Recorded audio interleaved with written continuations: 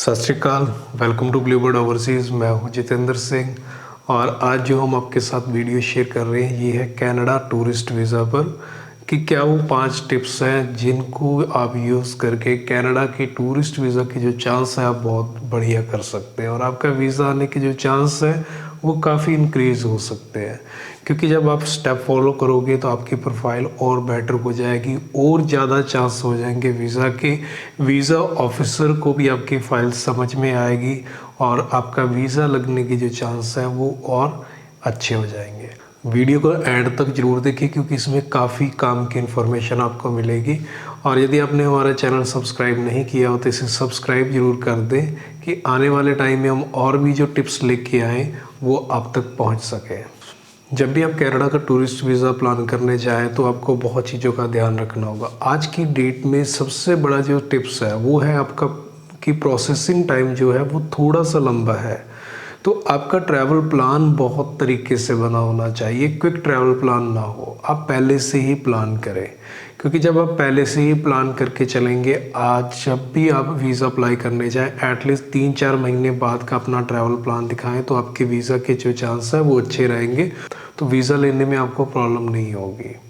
इसके बाद जो सेकंड चीज़ है ये बहुत इम्पॉर्टेंट है कि आप जब भी वीज़ा एप्लीकेशन करें तो अपना वीज़ा एप्लीकेशन फॉर्म जो है वो बड़े ध्यान से फिल करें। किसी ट्रैवल कंसल्टेंट की मदद भी ले सकते हैं और यदि मदद ले भी रहे हैं तो अपना जो एप्लीकेशन फॉर्म है उसे चेक ज़रूर कर लें, क्योंकि इनकी वजह से आपको रिफ्यूज़ल देखने को मिल सकती है। क्योंकि जो आपका एप्लीकेशन फॉर्म होता है, आप कनाडा का एप्लीकेशन फॉर्म ध्यान से देखें तो उसमें बहुत सी ऐसी चीज़ें हैं जो आपको ध्यान रखने की ज़रूरत पड़ेगी और उसमें हर एक इन्फॉर्मेशन आपको प्रॉपर देनी होगी।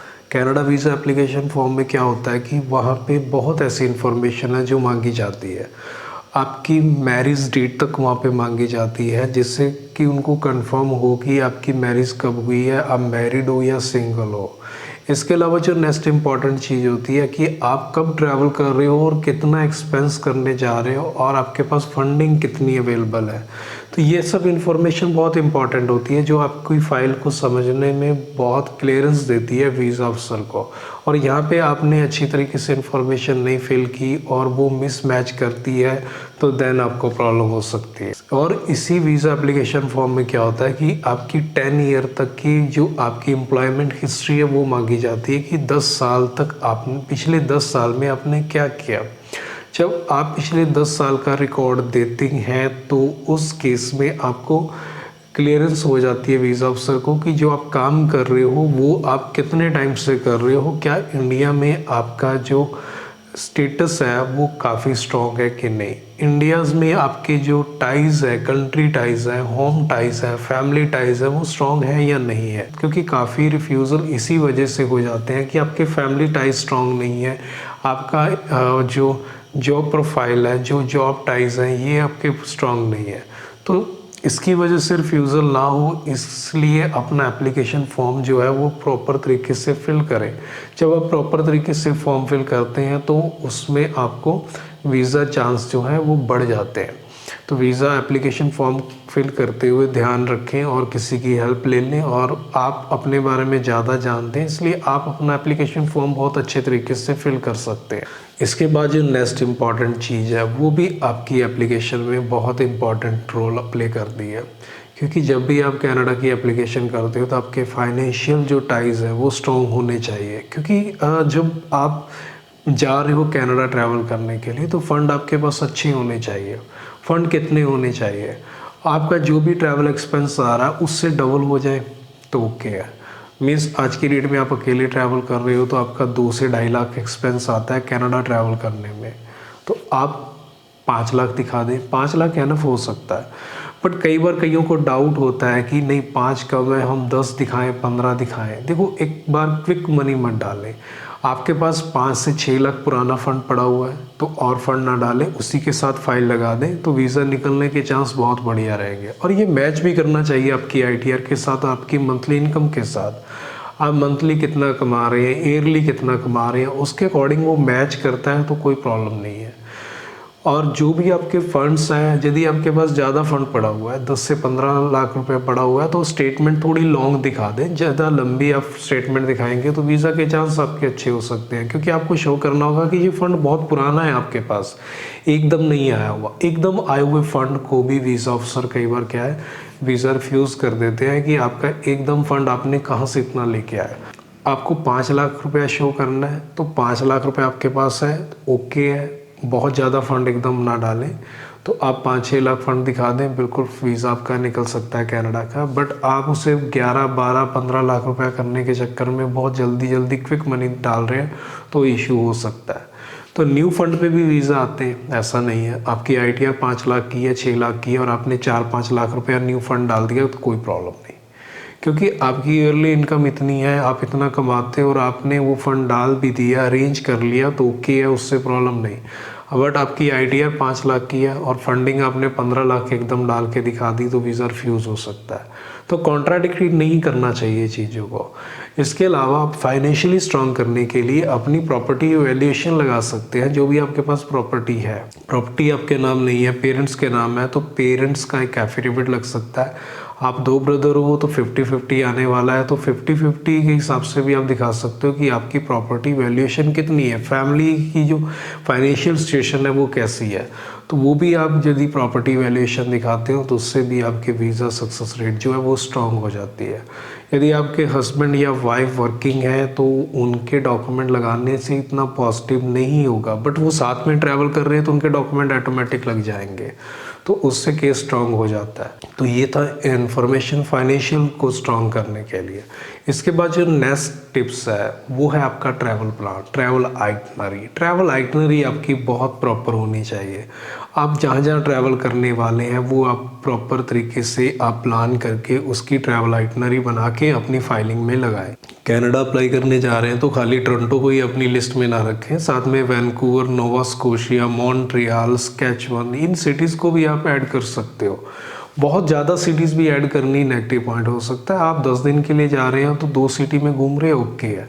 आप 3 में घूम रहे हो, ओके है। लेकिन 4-5 सिटी में घूम रहे हो, बहुत ज़्यादा हो जाता है, हेक्टिक शेड्यूल हो जाता है। आप ट्रैवलिंग के लिए जा रहे हो तो बहुत ज़्यादा घूमना भी दिखाना वो भी ठीक नहीं है। नॉर्मल है कि आपने 10 दिन का ट्रिप किया और आपने 2 सिटी दिखाई, ओके।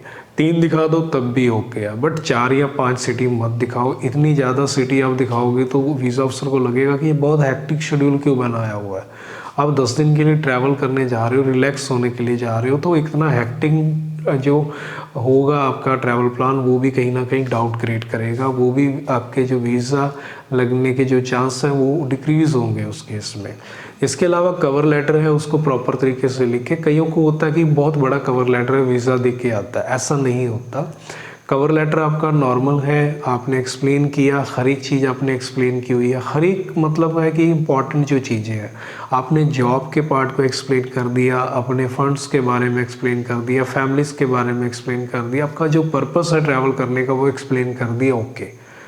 बहुत ज़्यादा एक्सप्लेन ना करने जाए, हर चीज़ को एक्सप्लेन करने की ज़रूरत नहीं होती, क्योंकि हर एक चीज़ को आप एक्सप्लेन करने जाओगे बहुत लंबा हो जाएगा। वीज़ा ऑफिसर इतना नहीं पढ़ता, क्योंकि जितनी एप्लीकेशन कनाडा में लग रही है और जितना बैकलॉग चल रहा है, आपको क्या लगता है कि 3 से 4 पेज का आपका कवर लेटर पढ़ा जाएगा वीज़ा देते हुए? आप 1 से 2 पेज का कवर लेटर लिखेंगे, हो सकता है वीज़ा ऑफिसर उससे पढ़े और आपको वीज़ा दे दे। बट आप बहुत ज़्यादा लंबा कवर लेटर लगाएंगे तो हो सकता है कि वीज़ा ऑफिसर उसे ना पढ़े और सिर्फ डॉक्यूमेंट देख के आपको रिफ्यूज़ल दे दे और आपका ट्रैवल प्लान क्लियर ही ना हो। तो इसलिए बहुत लंबा ना रखें, नॉर्मल एक कवर लेटर लिखें, 1 से 2 पेज का एनफ है, इससे बड़ा कवर लेटर ना लिखें। तो आपका ट्रैवल प्लान, कवर लेटर ये भी ओके होना चाहिए। तो ये चीज़ें ओके होंगी तो आपके केस और भी स्ट्रांग होता जाएगा। 5th पॉइंट इम्पॉर्टेंट है बट मैंडेटरी नहीं है, वो है ट्रैवल हिस्ट्री। ट्रैवल हिस्ट्री का भी एक डाउट होता है कि कनाडा में वीज़ा अप्लाई करने जा रहे हैं तो बहुत ज़्यादा कंट्रीज़ की ट्रैवल हिस्ट्री होगी तब भी वीज़ा आएगा, अदरवाइज़ नहीं आएगा। फ्रेश पासपोर्ट पे वीज़ा आते हैं, पूरी फैमिली के वीज़ा आते हैं। कनाडा में ये पॉसिबल है क्योंकि कनाडा जो है वो फाइलिंग आपकी देखता है, वीज़ा ऑफिसर आपकी फ़ाइल को देखता है। आपने अच्छे तरीके से रिप्रेजेंट की है फ़ाइल तो वीज़ा लगने के चांस अच्छे हो सकते हैं। आपने फ़ाइल प्रिपेयर अच्छे तरीके से की है तो वीज़ा लग सकता है। ऐसा नहीं है कि आपने वीज़ा फ़ाइल अच्छे तरीके से तैयार नहीं करी और आपका वीज़ा आ गया। वीज़ा आएगा कि आपने फ़ाइल रिप्रेजेंट किस तरीके से की, आपने ऑर्गेनाइज किस तरीके से की, अपने डॉक्यूमेंट कैसे लगाए हैं, सपोर्टिंग डॉक्यूमेंट कैसे लगाए हुए हैं। ये सब आप पार्ट्स में काम करते हो, प्रॉपर तरीके से अपनी फाइलिंग करते हो, तो वीज़ा आपके लगने के जो चांस है वो अच्छे रहते हैं। तो इसलिए ट्रैवल हिस्ट्री एक इम्पॉर्टेंट है कि आपके पास ट्रैवल हिस्ट्री हो तो वीज़ा लग सकता है, बट फ्रेश पासपोर्ट पे भी वीज़ा आते हैं, ऐसा पॉसिबल है और ऐसे आए हुए हैं। हमने भी काफ़ी टाइम ये चीज़ देखी है कि फ़्रेश पासपोर्ट पे वीज़ा आए हैं और कई बार ट्रैवल हिस्ट्री वालों के रिफ्यूज़ भी होते हैं। ऐसा नहीं है कि कनाडा में फ़ाइल लगेगी तो वीज़ा आएगा ही आएगा। कनाडा ऐसी कंट्री नहीं है, वहाँ पे आप फाइलिंग कर रहे हैं तो आपका वीज़ा रिफ्यूज़ भी हो सकता है, बट रिफ्यूज़ल के बाद भी वीज़ा आते हैं। तो आप ट्राई कर सकते हो अपना केस, यदि आपकी फ़ाइलिंग ओके है, और यदि आप हमारी हेल्प लेना भी चाहें तो हमारी टीम से कांटेक्ट करके अपनी फ़ाइलिंग भी करवा सकते हो।